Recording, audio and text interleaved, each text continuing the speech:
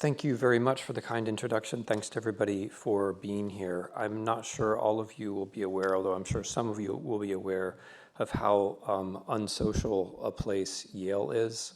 It's very difficult to find a time and place to speak to your colleagues. So I've been trying to talk to David Blight for a long time. And the way that I found to do it was to spend 5 years writing a book about freedom, find out that he's a trustee at the New York Historical Society, and then invite him to be my interlocutor. So this is all about David, and it's all about a conversation that I wanted to have. And I'm going to speak very briefly so we have time for that conversation. But the point that I'm making in jest is also a serious point about freedom. I think we Americans are drawn to an idea of freedom which involves being alone. We tend to think that we're free when we're by ourselves. We think about freedom negatively. We think about it as pushing away the barriers, pushing away the government, pushing away everything until we're left alone with our impulses. But that moment when we're left alone with our impulses, we're actually not free. We're controlled by whatever it is that's generating those impulses. And we don't know ourselves very well. I think one of the tricks at the very beginning of the question of how to become free has to be actually knowing yourself. And the only person who can't help you with that is you. The only way to actually know yourself is to let other people help you to do it. And that's at the very beginning of an argument about what freedom is and how one becomes free. You can't do it alone. It can't be a negative process. It has to be a positive process. I'm a historian, and this is a philosophy book. And I'd like to think those two things work together because history has this great central question about the relationship between structure and agency, about the relation between all the things around us, the institutional structures, the natural structures, and then those human beings who operate within those structures. And history, unlike other forms of inquiry, always leaves a little room for us to have agency, to have subjectivity, to have individuality.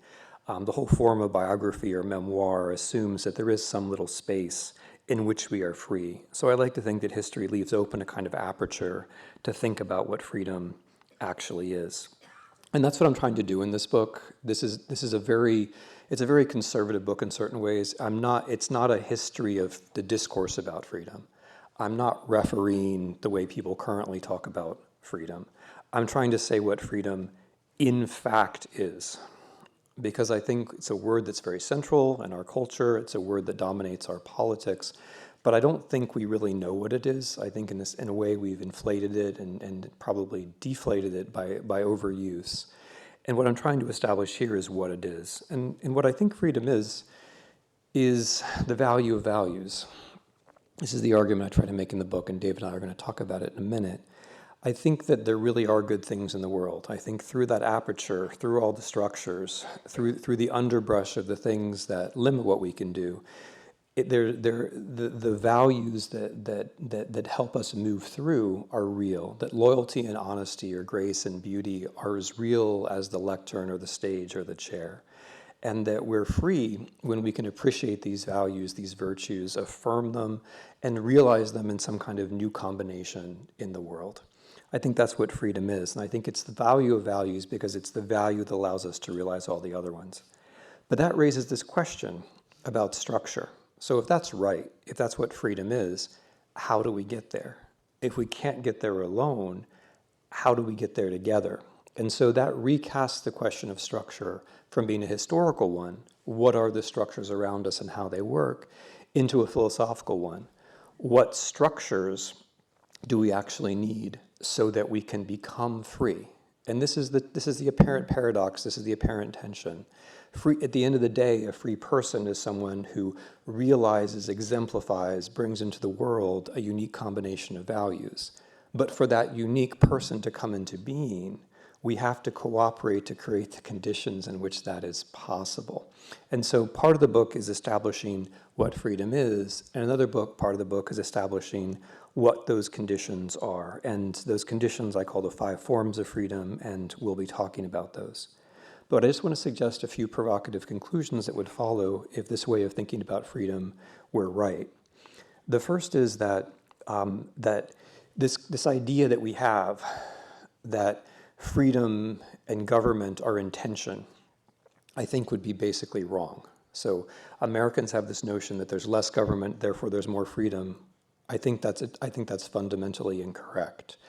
It is rather that freedom defines what the right kind of government would be. Without government, we won't be free. With the wrong kind of government, we won't be free. The only way to be free is have the right kind of government. Another tension that I think ends up being resolved is that between freedom and security.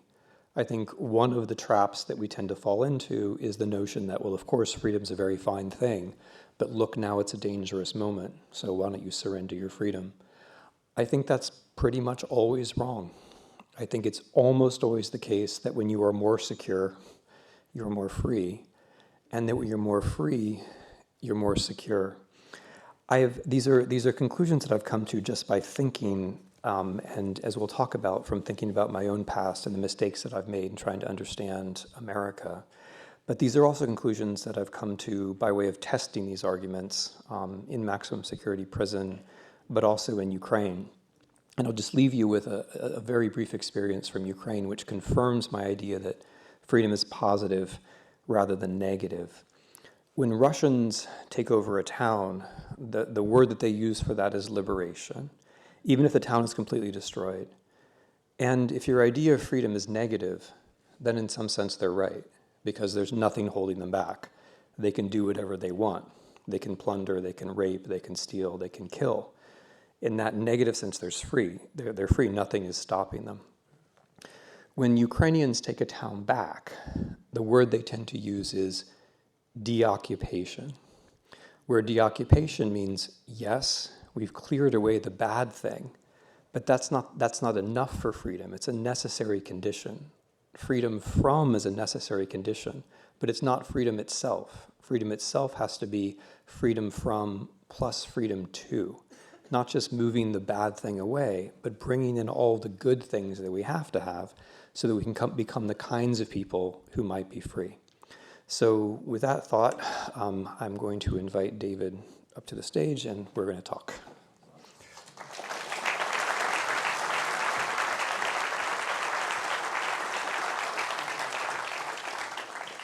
Are we in the right chairs? Mike? I don't know if that matters. Anyway,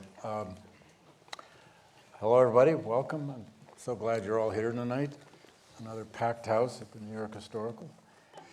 Tim, this is a genuine honor to talk to you about this book. This is actually the launch of this book. It's just being published. And yes, you can buy it here, and he'll sign it out front. Tim and I have been colleagues for many years at Yale, but we don't get to talk very often. I used to complain that it's just because he's in Ukraine all the time, or Poland, or somewhere.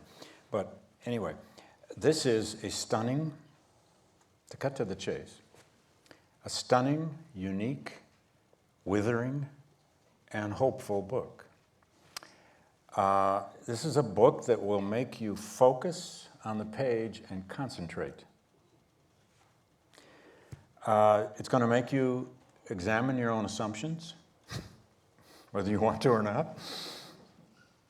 It is a work of history, mostly of the United States, but it's also laced with a great deal of personal experience in Eastern Europe. And it's partly a memoir. I'll start with that in a moment and then ask Tim to talk about it. It's also a book of moral philosophy, which Tim just suggested. There are many philosophers, moral philosophers, quoted, cited, used in this book. You seem to have three giants in particular: Edith Stein, Simone Weil, and Václav Havel. Havel was a great influence on me back in '89 into the '90s because, well, I was just getting interested in memory and writing about it, and oh my goodness, did he have something to say. This book is also a warning, a kind of Jeremiad about our current predicaments. It is about Eastern Europe, Ukraine, Poland, Russia, and Ohio. Now, let's take up the memoir aspect first, if you don't mind. Let's talk about Ohio. Tim is from Centerville, Ohio, near Dayton. It made him a Reds fan. Why do you begin this book on freedom with where you're from? Well, this is one of the key things, that freedom can't be abstract. We're all from somewhere, right? We're all from somewhere, and if we're going to become free people, it's going to be along a journey from a life that begins with birth. And so it doesn't just start in Ohio, it starts when I'm 6.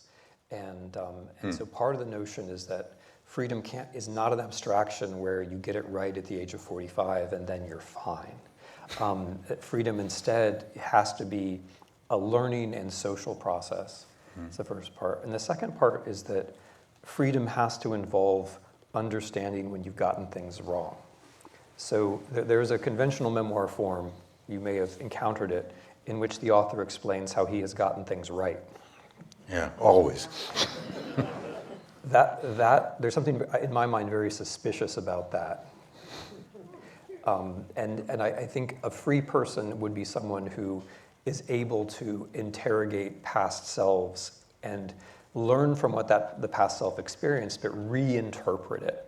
So I'm beginning with a scene when I was ringing a bell during the bicentennial as a child, and the bell recalled for me the Liberty Bell, and I was in a cyclical form of time already in which I imagined that 1976 was like 1776, and I was imagining that people were free then like they're free now.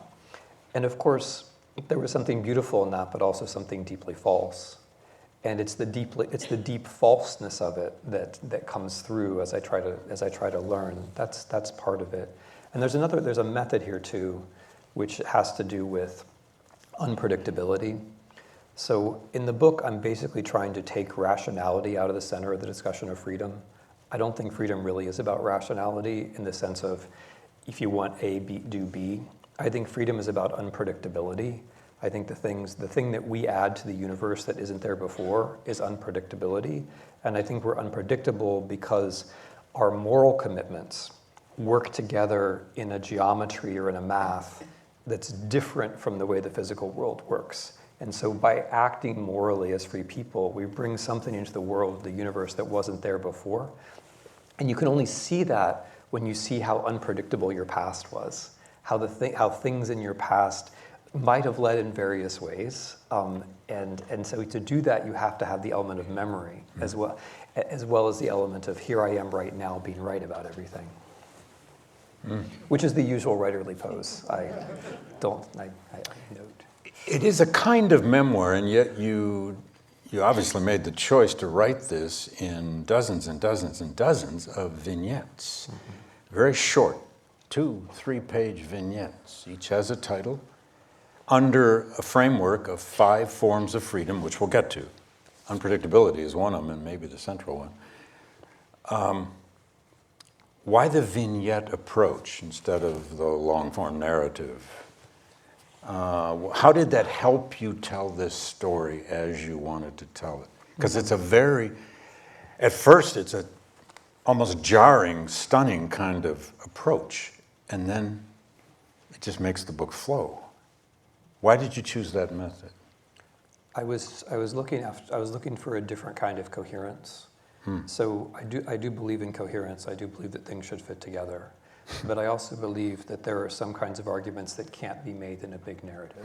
As historians, I think we struggle with this on any subject, but there are arguments that can't really be made step by step. So I started trying to make it all work step by step, and then I realized that's not going to work. I have to have pieces which are sort of beautiful in themselves. Like you could appreciate a bit of mosaic, even if you could appreciate an individual stone without seeing the whole mosaic. That was the idea. But then maybe when you see the other stones, you start to see how they fit together. And one stone might fit with a bunch of other stones. And over time, the whole might take shape. So I wanted to write it as vignettes because I wanted each thing to be beautiful, and I wanted the whole to come together, but not come together in the kind of step-by-step linear way that these things usually do. The other thing about it is that because I was trying to interrogate myself, the vignettes are often about things that happen in the form that to me earlier, but the form that they take is something I realized about the event that I didn't realize at the time. And that's where the retrospect comes. Yeah. I don't want to leave the memoir approach just yet, because, especially in section 1 on sovereignty, you have several fascinating riffs on baseball. I'm sorry, I can't resist this. We both grew up baseball players. I managed to do it right into and almost through college until they discovered I didn't have the talent. But you have something to say here about baseball being a form of freedom, not just to the child who got to go to Reds games during the era of the Big Red Machine, for those of you who are really baseball fans, but you even make the pitcher and the pitcher's mound into a metaphor about freedom and agency. I'm being honest here, Tim. That really, I was a pitcher, and that really captured me. In fact, I think we should combine on an essay about what baseball meant to us, but that's another story. How and why were you using that? You even quoted Roger Angell. I mean, if you're gonna talk about baseball, quoting Roger Angell will get you far. It's funny because that's such a New York reference, right? We're still in Ohio here. No, but to me as a kid, Roger Angell, that quotation about the baseball is the pitcher's little lump of physics, which is something that I treasured as a kid. I was a pitcher too. Right. That for me came from a beautiful collected volume called This Great Game, in which that essay figured. Okay, so a lot of things are going on with baseball, which are worth thinking about. One is that a basic idea of freedom is that you can only do the things you know how to do. And that may seem very straightforward, but I think has pretty deep implications. You can only do the things you know how to do. You can be theoretically free, right, to do everything, but in fact, you're only free to do the things you know how to do, which is a little humbling, in part because the things you know how to do, you learn from somebody else, entirely or mostly, or at least with some assistance, which means, once again, that freedom has to be a kind of social process, right? So I, like you, I stood on the pitcher's mound alone, but every pitch I threw had to do with every other pitch I'd ever thrown, which had to do with everything that I'd learned from all my coaches or from my father. And then the other element of it is generational. So I'm trying to make the case in this book that freedom is a social project horizontally, but also that it's a generational project, so to speak, vertically. That when a child is born, a lot of conditions have to already be in place if that child is going to grow up free. You can't imagine that the infant is going to create herself or himself all of the conditions of freedom. That's ridiculous, and yet in some way our political theory expects us to do that. And sports is a very simple example of something that you learn how to do. And then the third aspect of it has to do with the body. It's a book which is very much about the body, about corporeality, and pitching or playing a sport is an example, actually a very traditional one. Believe it or not, Hegel used it, and Simone Weil, following Hegel, uses it. Sport as an example of adapting what appear to be the limitations of the world so that they become capabilities. When I throw a pitch, I'm not fighting against gravity. I'm not yielding to gravity. I'm using it. My knowledge of how heavy the baseball is and how it's going to perform is what allows me to pitch. If there were no gravity, I wouldn't be able to pitch. But it's the constraints of the world we can't change, but we're free when we take the constraints of the world and turn them into capacities. So that's another element of the argument of sport. So the next time you see a guy throw a splitter that drops a foot, you'll remember that. All right, Tim. 5 forms of freedom. This is where this book will begin to move you, punch you, instruct you. The first is, I'm going to kind of name them and then let you riff. Sure. Sovereignty. We usually think of that in terms of the way Jefferson used it. Sovereignty as a republic, the doctrine of consent. Mm-hmm. But you mean much more than that. All right, I went after the other. I thought you were going to list all 5. So, well, I could. Yeah. Well, I'll give you all 5, but we'll go. No, sovereignty. This is good. This is good. All right. Okay. One at a time. No, this is. It's better. It's better this way. Sorry that I jumped Go ahead. Sovereignty. So we think, so whether it's Jefferson or some other notion, we tend to think of sovereignty with the state. And I'm trying to stop us before we even get there, because I just don't think that the accidental state to which you happen to be born a citizen or not can automatically be thought of as a source of freedom, nor do I think it can automatically be thought of as legitimate, just because it's there. I think that's essentially the big lie of most educational systems, that the state is there and therefore let's prove to you how it's legitimate, and by the time we realize what's been done to us, we're already too old to think our way out of the problem. So I'm starting sovereignty in a completely different way. By sovereignty, what I mean is the sovereign individual, the ability to do the kinds of things which would allow you to be free. So if values are real, you have to be able to appreciate them, distinguish among them, make choices, take responsibility, do these things which we know as resilience or deferring of gratification, listen to others, learn from others. And the infant can't do that. So a lot of this book is actually about early childhood development, in fact, a field which is not usually brought into philosophy, which I think to the great detriment of philosophy. Because the moment when life is actually created, I think, is the moment which is most essential for freedom. And the scientific data that we have indicate that those first 5 years are really important. And so by sovereignty, I mean creating a sovereign individual, like bringing resources together which generate people who might be sovereign. If a government, and then I turn the argument around, if a government can help us to do that, that legitimates the government. If you accept the overall idea that freedom is the highest value, then a government that helps us to generate sovereign individuals would be legitimated by that. And that individual has to learn to become social in a community. Otherwise, they won't find freedom. Yeah, I mean, there are extreme examples that historians unfortunately know about what happens to people who are left entirely on their own. Right. The humans left entirely on their own do not develop these capacities. And we also know that you can develop these capacities better or worse. And we know what little children, we have a pretty good idea now of what little children actually need in terms of interaction. And that knowledge that we have about small children, I think, has to be essential to the discussion of what freedom is. Number 2 is unpredictability, by which you, our capacity to adapt and change and take risks and so on. It felt like the core of the book to me, but that's for you to say. Yeah. Unpredictability. I think it is. I mean, so to be clear, what I want to be unpredictable are the humans, not so much the world. And this is a discussion that I had at length with my incarcerated students who wanted me to understand how which Tim taught in through the Yale Prison Project, which is a project at Yale, so go ahead. And I mean, they wanted me to understand, I mean, I got it, but they really brought it home, how too much unpredictability around you is going to make it impossible to grow up free, and that's a point I take. You create predictable conditions so that individuals can become unpredictable. If you know, for example, that you have health insurance or a retirement pension, if you know that you have these things, that gives you more freedom to do other kinds of stuff and to think about other things that you might do.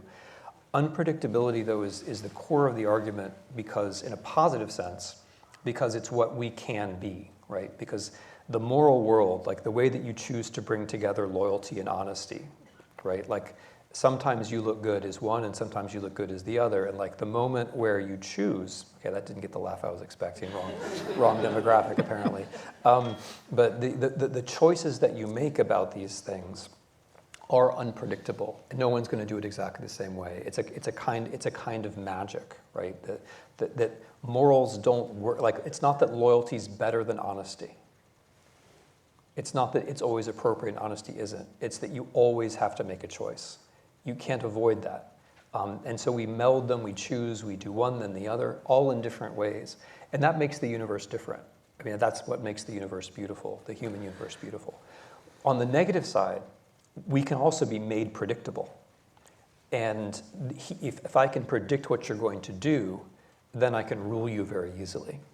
And much of our minds are, in fact, now ruled by devices that are designed not only to hi, I didn't realize you were over there, or I would have looked over sooner. We spend, as a people, we spend 7 or 8 hours a day in front of devices that are designed not just to classify us, but to make us more predictable. They're designed to reach into the parts of us that I make up the word, I think, predictify. They predictify us.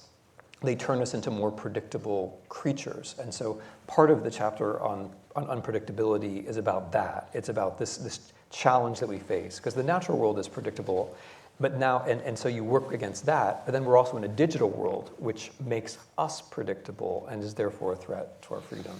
Now, I'm warning you, there are sections in this book on the power and influence of social media and the internet that's going to make you, I hope, walk out of here and take at least 5 minutes before you get on your phones.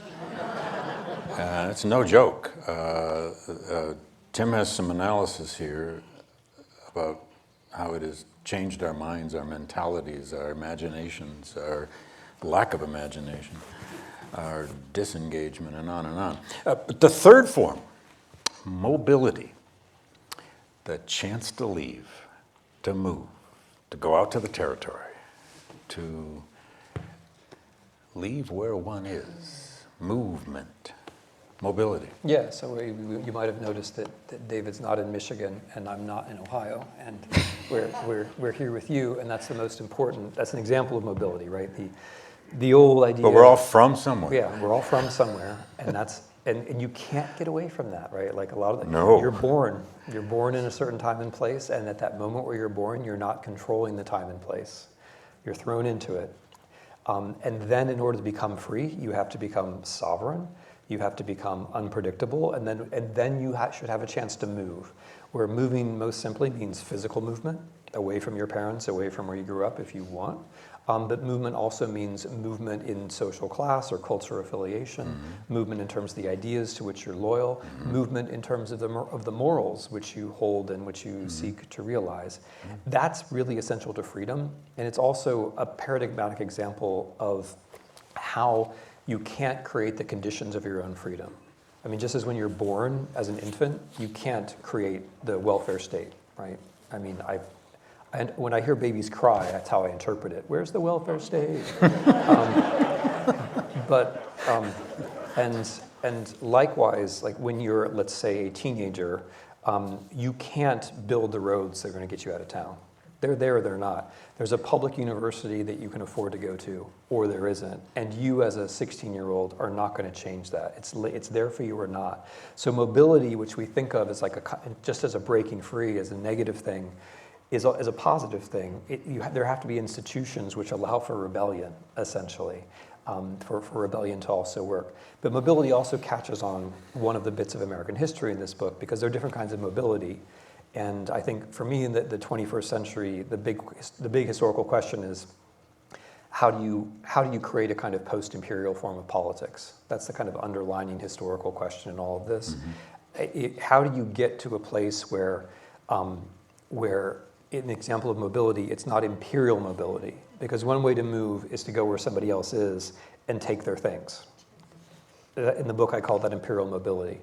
And that's associated with a certain notion of freedom, but that's going to be freedom for me and not freedom for the person whose land and other things I took.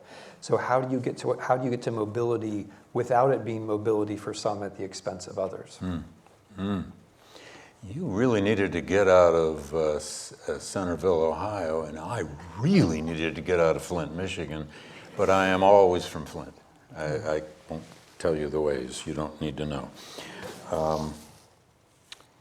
Number 4 is factuality, facts. I love this section. I mean, we've been told we live in a post-factual world by some people, but facts that, free us. How do facts free us? Yeah. I mean, by the way, the claim that we're in a post-factual world is a factual claim. Yeah. You can't, it's not as easy to get out of all this as people think.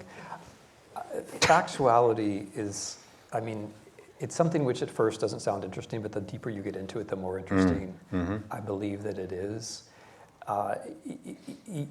It's one thing which I'm really concerned with in factuality is the dignity that one has, dignity. So if you don't know basic things about the world around you, you're living an undignified life, and you're also very subject to manipulation by those who do know the basic facts about things around you. And there will always be those people. There will be, even the people who are telling you that facts don't matter, those are people who dispose of, those are generally people who dispose of a great deal of factual material about you. And they're trying to enforce a certain kind of inequality. A second thing so there's individual dignity, but there's also factuality as the final form of resistance. So when there's nothing else, when power and wealth are against you, the last place you can dig your heels in is a fact. Like the fact that CO2 does perform one way or another in the atmosphere, or the fact that X number of families own as much wealth as the rest of the citizens of the United States, or the fact that there is mercury in the water, or lead in the water.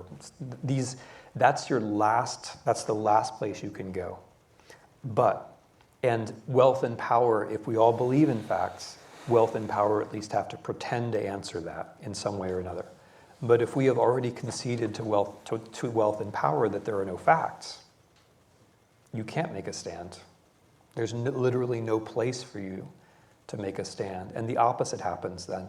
If there are no facts, I mean, there's an argument, there's a postmodern argument that the lack of factuality makes us freer. I think that's completely wrong.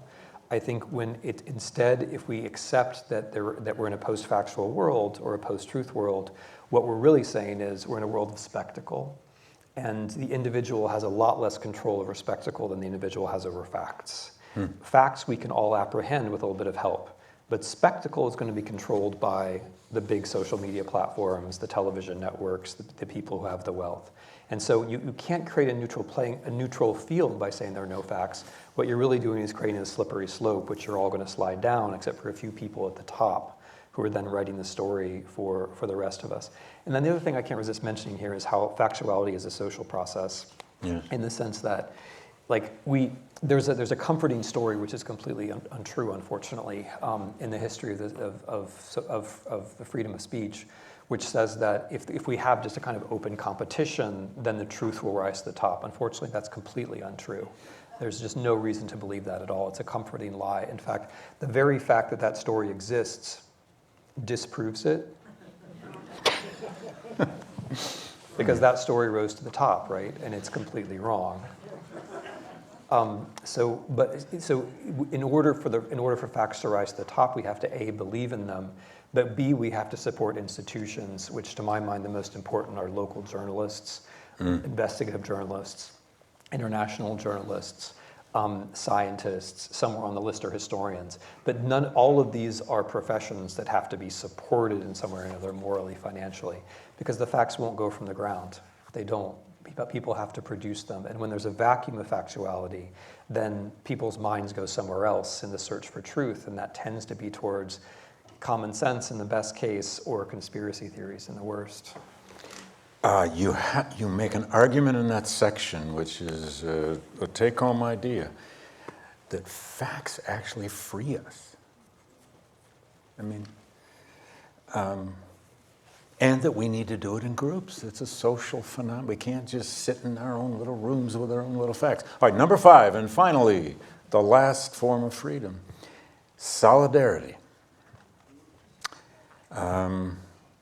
Solidarity, experiencing all of this, not alone, but you give it its own category here in very interesting ways. Like a lot of things in the book, this has some East European roots. At the moment when the Solidarity movement in Poland, the Solidarity Labor Union, the Solidarity movement in Poland came to power late summer 1989, One of its major activists, a man called Adam Michnik, who's now a friend, who was also a great prison writer, on the masthead of his newspaper, he put the slogan, "Nie ma wolności bez solidarności." There's no freedom without solidarity. And I think that is fundamentally true in several basic ways. One is where I led from on the podium, that I can't know myself without you. I can't be free without knowing myself, but I can't know myself without you.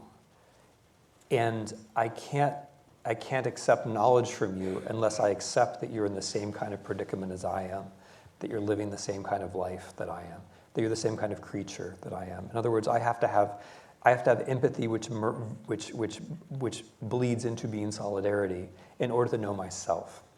So just as a very basic epistemic condition of freedom, I have to have solidarity with you. I'm mortal, I suffer, I'm going to die. These things are all true of you as well. If I accept that you're the same kind of creature that I am, then how you see me matters to me, and then I have a chance of knowing myself and being free. That's part of it. Another part of it is the logical part, that freedom for me has to mean freedom for you. The moment that I say freedom is just for me, or you say freedom is just for you, or freedom is for some, not for others, then that argument is going to push us to a place in where the conditions of freedom are not going to exist for other people. And then there's a political practice, which is true in general, but particularly true in the United States, where we are unable to create a welfare state, therefore we make babies cry. We're unable to create a welfare state because of racism primarily. Because we're unable, because we tend to see other people as those who, we tend to see ourselves, this is an us, which is now a bit of a white guy us, so forgive me, but some of us tend to see ourselves as the hardworking people who don't really need anybody's help. And we tend to see others as those who are dependent on the state, and if they're given a chance, they'll exploit the state and therefore exploit me. If you see the world that way, if you lack solidarity for other people, you end up hurting yourself, of course, because you deny yourself things like healthcare and you die younger, which is the American story. But you also make all of us less free. Like and this is a true example, right? We don't have healthcare in the US because of racism, essentially. And that means not only that the more privileged people are denying something to the less privileged people, but they're also denying it to themselves. And in that way we all end up less free. So. The solidarity section alone is worth the reading of this book. You made me think about voting there. Oh yeah. That we think we vote as individuals, right? One person, one vote. We actually vote in groups, we vote in persuasions, we vote as communities, and we let down our community when we don't vote.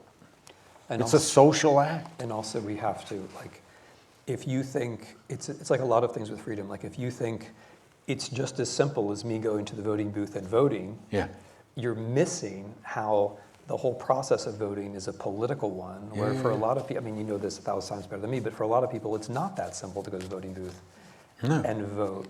And if you're assuming that it's easy for everybody, you're missing out on basic facts of the world around you, right? So voting is a classic example of how it seems like it's just an individual freedom. But in fact, if we want everybody to have that individual freedom, we have to cooperate in good faith. We got a lot of great questions here. I'm going to start with the one on Ukraine, so we don't miss that. Tim just returned from Ukraine, another 9 or 10 day trip there. This question is asking about what is it like in occupied areas of Ukraine that have not yet been destroyed, and can Russia really hold that territory very long? I guess that's asking for you to comment on the situation in Ukraine and the situation of the war as you see it. Well, different parts of Ukraine have been occupied for different periods of time. They've held Crimea now for a decade. They've held some of Donetsk and Luhansk regions for a decade. They can hold territory unless the Ukrainians drive them out, and whether the Ukrainians drive them out depends in great measure on choices that we make. And I actually think that in turn depends a lot on how we think about freedom. Because to take a little detour before I get to the answer to this question, the Ukrainian example for me is really important for freedom. One test of this book was taking it to prison. Another test was taking it to Ukraine. I took 3 different drafts to Ukraine and rewrote them in Ukraine. I wrote big chunks of the book in Ukraine. And partly that had to do with a couple of three elements of this argument about freedom. One is futurity, like that freedom depends on the future. So when the Ukrainians talked about freedom, this was really striking. This is apropos occupation a little bit. They just never talked about how we'll be free when we get rid of the Russians. The story was always that the Russians were getting in the way of a future or of futures that we could imagine. And then the second thing was the positive and negative thing, which I already mentioned about deoccupation. So the book, some places in the book are places which have been deoccupied, as the Ukrainians would say. And then you see, like, I start with the example of a woman who was 85 at the time, Right. 86 and a half now, Maria, whose town every house in her town was destroyed, every single one.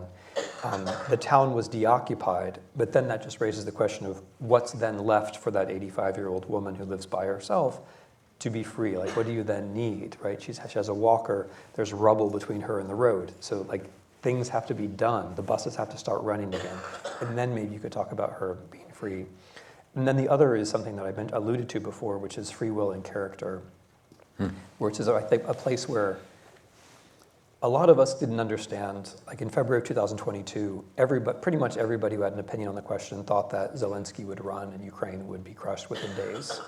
And I think a lot of that has to do with our inability to imagine that people would make choices that favor freedom. And that in turn has a lot to do with the way we think about freedom as negative.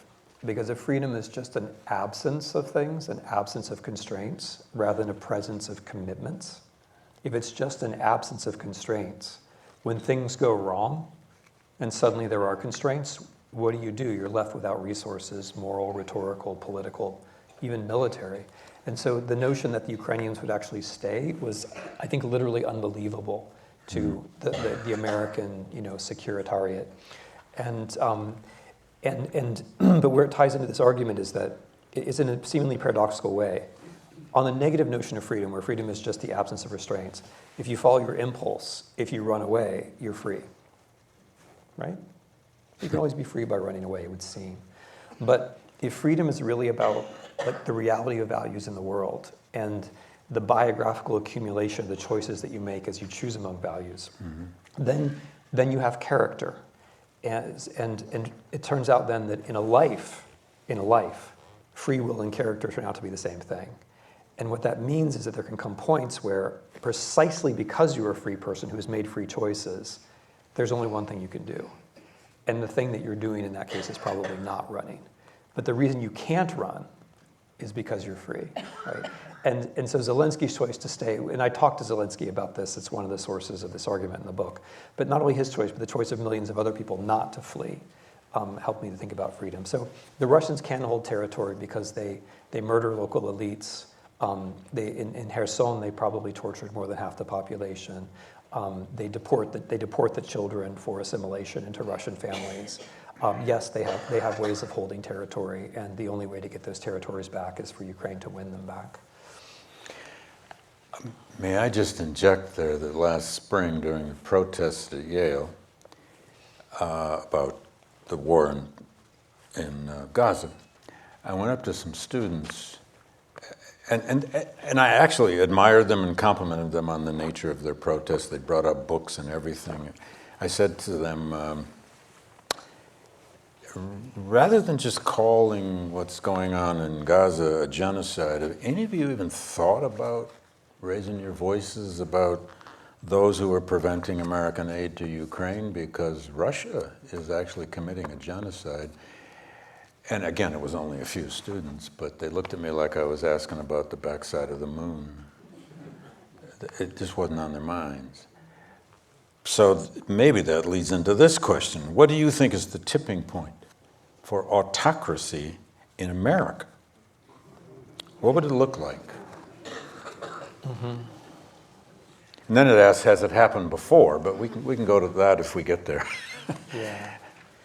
Well, I don't think David and I would disagree too much about this. I think there. I mean, it's just a question of how you characterize it or what factors you think are most important.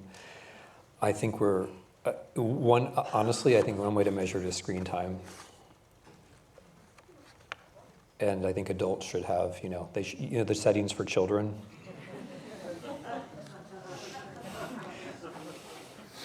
Why are those settings for children? And I mean this in all sincerity. We're less physically fit, we're less mentally fit than we were before social media as a people. And it has to do with social media. And our discomfort with this has to do with our addiction to social media. I saw that for me really, like, as we move from 6 to 7 to 8 to 9 hours a day, that for me is part of the tipping point, because those platforms are generally owned by people who are against democracy and who are actively working against democracy in some important cases. Second tipping point for me is concentration of wealth. The Solidarity chapter spends a lot of time on this. And this is also a problem with negative freedom, right? Because in negative freedom, you just say, well, people become as wealthy as they do. That's not a problem. The only problem is the government. But that's a completely arbitrary distinction. When people become wealthy, they become governments unto themselves. And Russia is a good example of this, but it's also true in our country. There are people in our country who have written Supreme Court decisions, essentially, right, laws, help to define what freedom of speech is or isn't. And so, or more abstractly, when too much wealth is held by too many people, the state starts to break, and all of the things which one needs to create the conditions of freedom, like raising taxes, becomes very hard. And the language starts to bend, like the nonsense about the free market. There is no such thing as a free market. There can't be. I mean, we would be selling each other's kidneys before this lecture were over if there were a free market. I'm not joking. That is in fact what happens in the world when there is no government to stop it from happening, is that people are kidnapped and their organs are sold. That's what the market will bring you if there are not any rules. But maybe in a deeper sense, when we put free in front of market, we're taking it away from people. Free should be in front of person. It shouldn't be anywhere else. The kind of freedom I'm describing, involving believing in things as being better than other things and combining them and living them, no abstraction can do that. No machine can do that. Humans can do it. And the moment we take that word and we give it away, we're choosing not to be free in a very profound sense. If you believe in a free market, what you are in fact believing is you have duties to the market, right? You have a duty not to intervene in the market. You're flipping everything around. You're choosing a way not to be free. And that for the term free market is an oligarchical warping of the language. It makes no sense whatsoever. And in a country where wealth is more evenly distributed, the absurdity of that phrase, I think, would be more obvious. So part of the tipping point would concentration of wealth for me. And then more practically, you don't get, usually a failed coup is preparation for a successful one. The number of failed coups in a row is usually 1. So in that sense as well, we're very practically at a tipping point.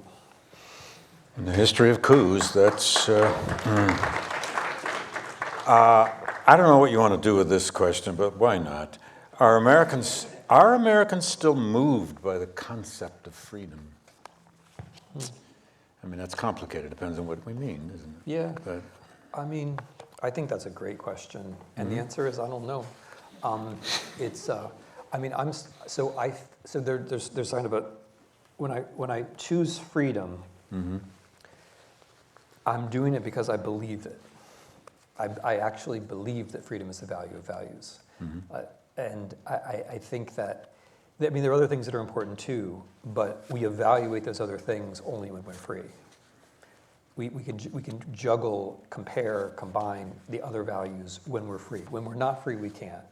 It doesn't, I mean, justice is important, beauty is important, longevity also nice. But unless we're free, we can't compare those things. And so freedom for me comes first. Yeah. I'm hopeful that our rhetorical commitment to freedom can become a conceptual and a moral and a political one. And that is what that's the work I'm trying to do in the book. But I take the point that it's not easy. I take the point that, for example, like on the left, there are certainly a lot of folks, especially younger folks, who say, why? We don't need freedom for social democracy, do you? And my view, by the way, is that you very much do, that the freer people are politically, the more likely they'll be able to vote themselves towards social democracy. The less distorted elections are, the more likely you're going to get social democracy. And people on the right in this country, and this is an interesting development of just the last few years having to do with Trump, have dropped even the rhetoric of freedom to a considerable degree, which maybe leaves open a possibility, or maybe it just means that Americans aren't that committed. But I do think it's freedom or bust.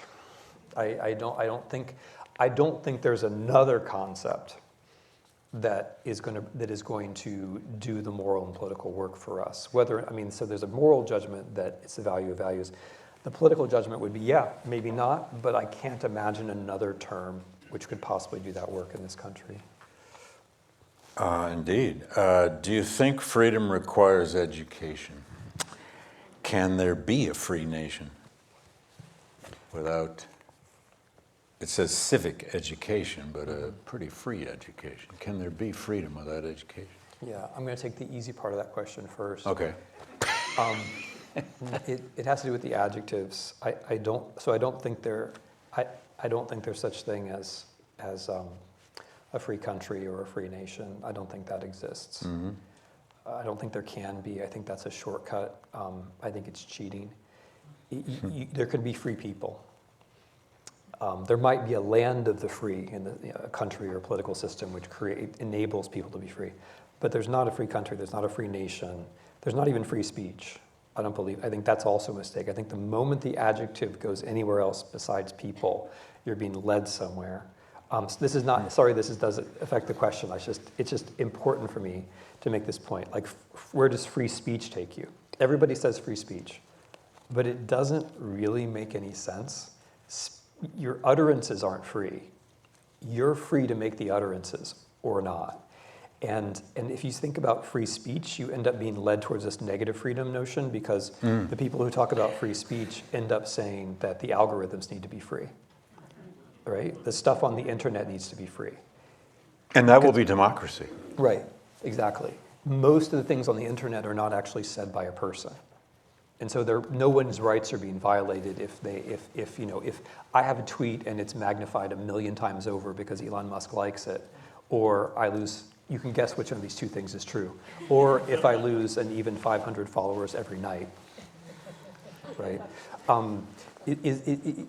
That's not free speech in the same set. That's not freedom of speech. They're only free speakers. They're only free speakers. And so then this comes to the education part. They're only free speakers. And so the question becomes, what does it take to make someone a free speaker? And I think to be a free speaker, you have to know things. And you have to be able to self-correct. You have to have access to sources of factuality which you could not possibly have created yourself. Again, it's one of these tricks. In order to be free, you can't do it on your own. You have to have access to knowledge that you couldn't possibly have generated yourself. That includes education, and also it includes journalism. So yes, I think there does have to be education for freedom, but it also has to be kind of education that speaks to history, I think in particular, David's work in particular. It has to be historical education which prepares you for the task of reflection, as good history, I think, always does. There's a section in your analysis of free speech, or a point in that analysis, where you say, yes, there's free speech, free to say almost anything, except there's also an obligation to be informed. Yeah. At some protest, if you got up and said that, you better know where the door is. Yeah. I mean, I think a free, yeah, I mean, you're making me sound a little bit like the ideal public school teacher in the last question. But I think, yay, public school teachers. Hey. But if you can't listen, you're not a free person, right? If you can't listen, you're not a free person, because if you can't listen, you're not going to hear the things about yourself, your community, your background, your country that you would need to know to situate yourself. So someone who can't listen is not free, right? Someone who can't listen is stuck in a story which is probably not even their own story. So it's funny how we do, I mean, we talk about free speech, but nobody really talks about free listening, do they? Right? It's kind of like how, like, you know, all of our universities are dedicated to producing leaders, but where are the ones that are producing the followers? The listeners. Yeah, so listening, I mean, this is now very, I mean it's now very sincerely, if there isn't any listening going on, there also isn't any speaking going on, right?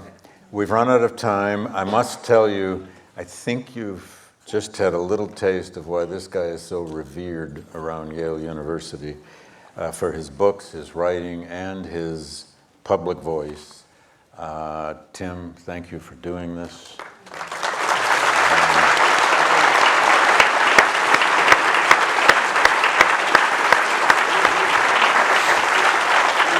Thank you, everyone. Thank you. Good evening. My name is Kat Schwartz. I am Director of Public Programs here at New York Historical, where we are very lucky to have so many amazing listeners in our audience with us here tonight. So first, I would like to say we will have both of our speakers signing books in Smith Gallery just outside the auditorium doors here, and you can purchase their titles, including the subject of tonight's program, in our museum store on the 77th Street side of the building. We very much hope to see you in the store and then after at the signing. And likewise hope to see you back in our Robert H. Smith Auditorium for the amazing season of public programs we have coming up. Thank you so much for joining us, and please join me in once again thanking Timothy Snyder and David Blight.